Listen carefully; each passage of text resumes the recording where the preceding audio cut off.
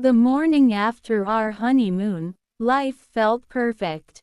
My husband, Ethan, and I had just returned to our cozy home outside Seattle.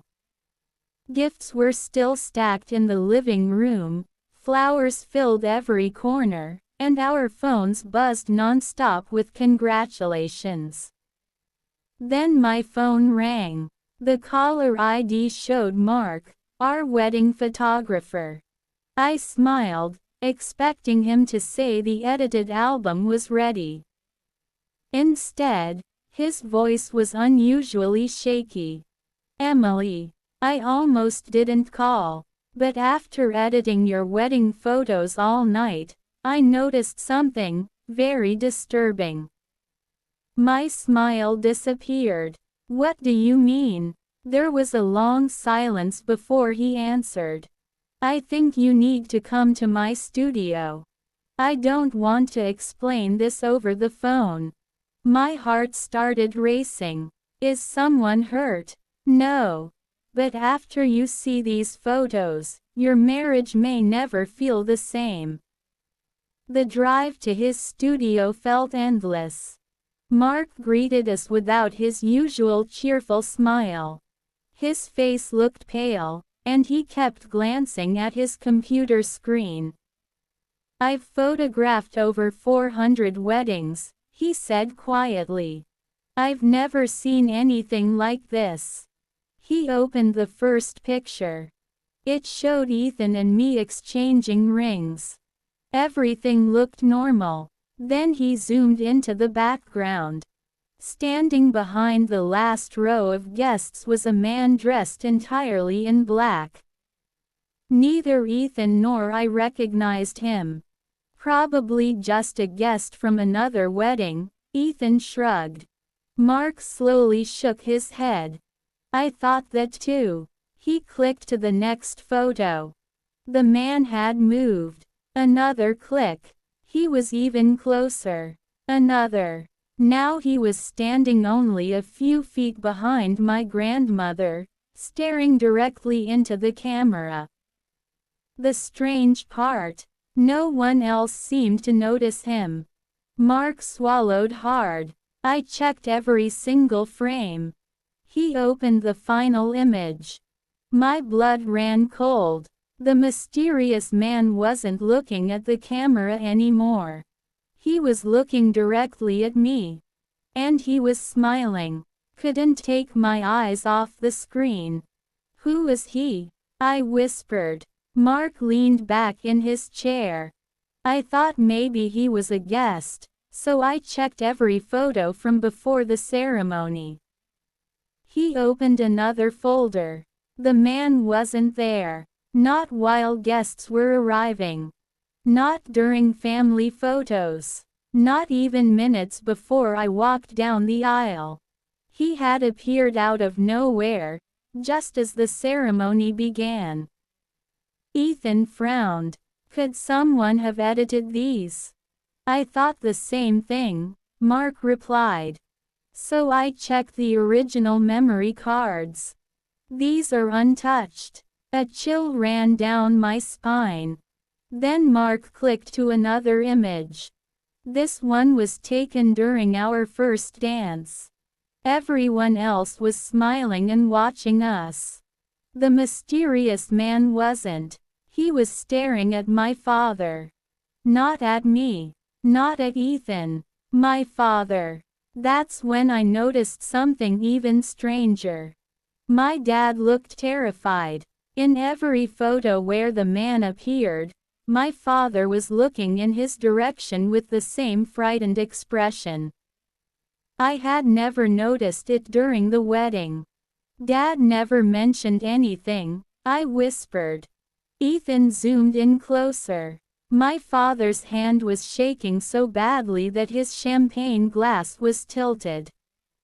It looked as if he'd seen a ghost. Mark spoke softly.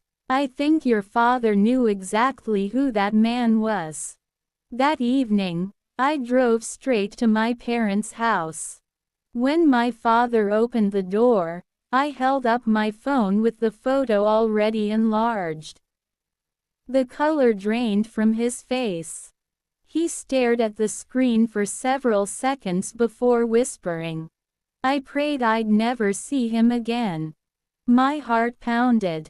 "Dad, who is he?" He closed the front door, locked it, and looked at me with tears in his eyes.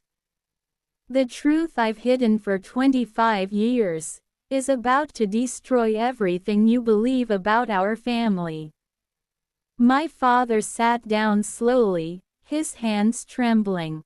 He looked at the photograph one last time before whispering, "That man is Daniel Brooks."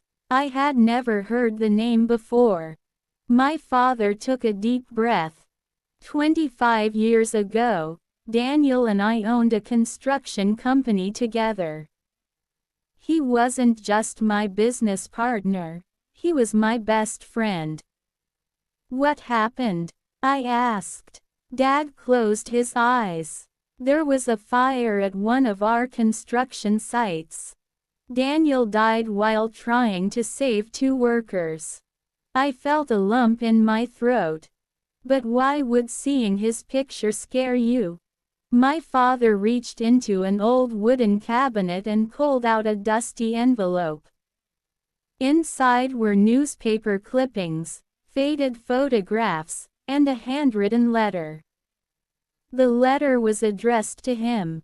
"If anything happens to me," it read, "promise me you'll look after my wife and my little daughter." Dad's voice cracked. "I kept that promise."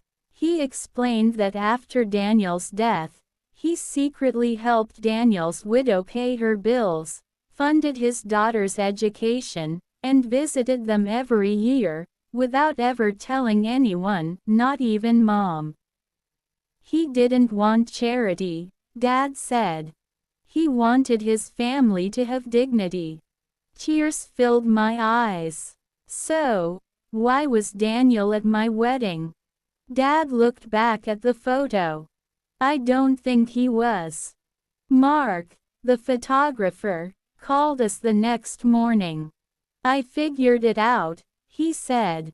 "The mystery man wasn't in every original photo." "What?" The editing software had automatically merged frames from different shots because of a memory card error. One old image from a community memorial event, where Daniel's portrait stood on a large display banner, was accidentally blended into several wedding photos. We rushed to the studio. After carefully restoring the original files, the mysterious figure disappeared. It hadn't been a ghost.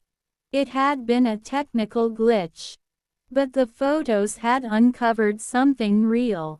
For the first time in 25 years, my father shared the story of the promise he had kept in silence. A week later, we invited Daniel's widow and daughter to dinner. She hugged my father and said, "You kept your word when no one was watching." Daniel would have been proud. As we took a new family photo together, Mark smiled. "This one," he said, "won't need any corrections." Sometimes, the greatest secrets aren't hidden by ghosts. They're hidden by love, loyalty, and a promise that lasts a lifetime.